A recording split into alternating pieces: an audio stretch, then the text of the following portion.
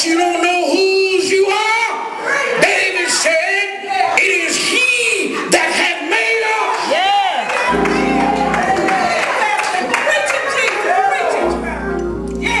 And not we ourselves. We are his people. And the sheep of his pasture. Everything, all of this belongs to God. Cattle upon 1,000 hills are mine. The gold and the silver are mine. Yes, Lord. Yes, Lord.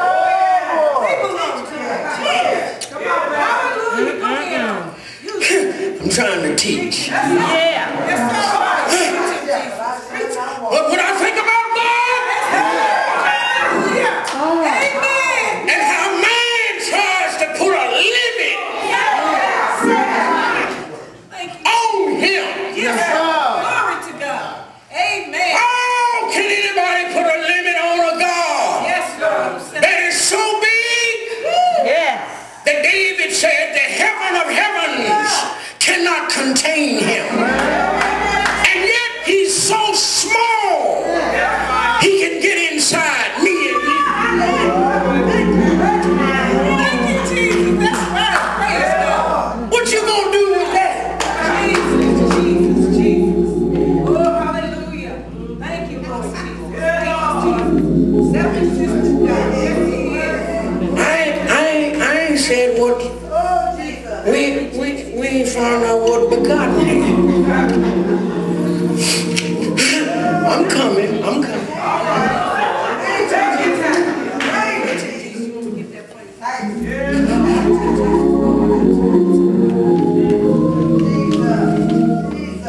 I'm trying to show us something. It's that beautiful. When was Jesus begotten?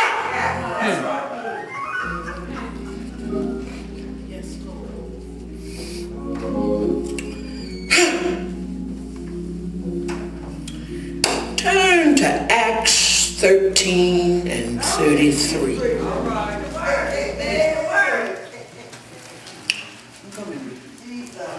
Oh, I done already come. I done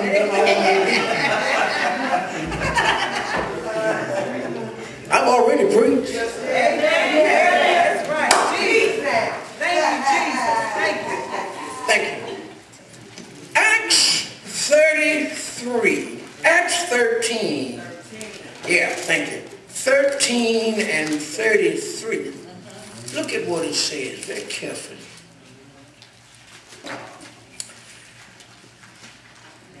God has fulfilled this. And this is referring to all that is said prior to verse 33.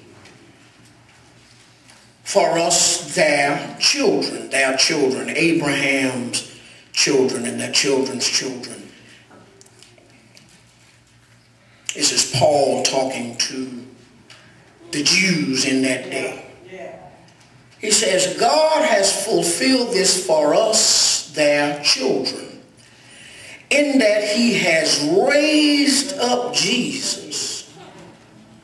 And as it is also written in the 2nd Psalm, you are my son, today I have begotten you.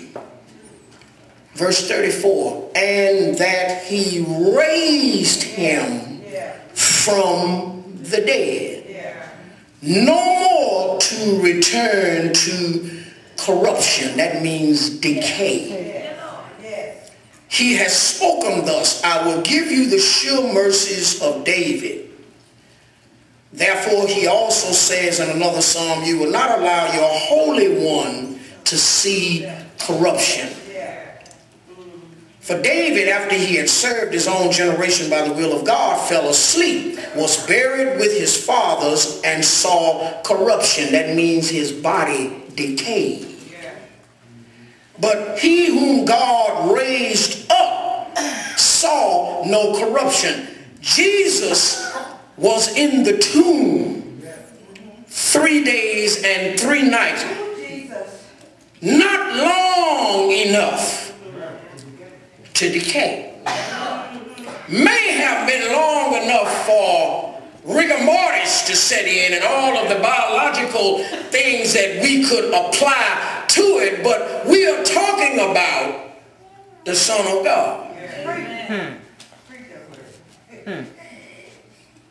I don't know how anybody else interprets this, but I am seeing that begotten has to do with the resurrection. Work with me here now. I'm going to prove this thing. Today I have begotten you. And verse 34, and that he raised him from the dead, no more to return to corruption. Verse 38, therefore let it be known to you, brethren, that through this man is preached to you the forgiveness of sins. That ought to sound good to somebody. And by him, through this man, and by him, everyone who believes is justified. Justified means declared innocent. Justified is a legal term which means you and I have been acquitted. Justified means we were guilty. We stood before the judge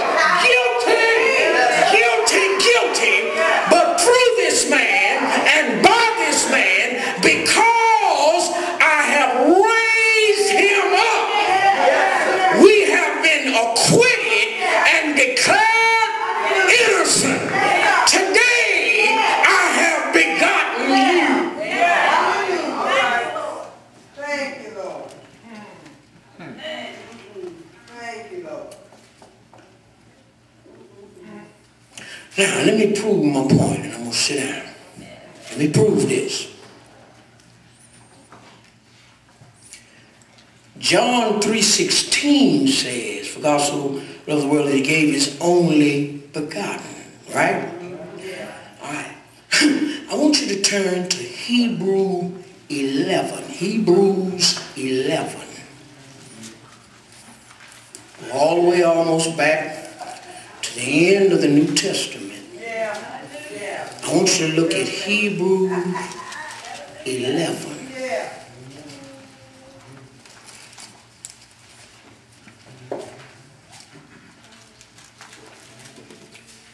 And I want you to go to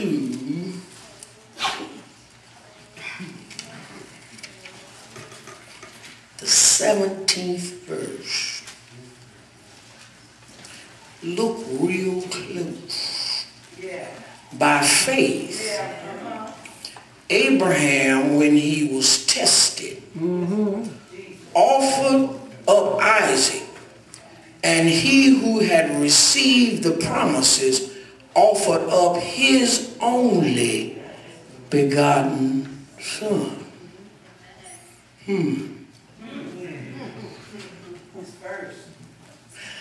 So now Isaac is referred to as an only begotten son.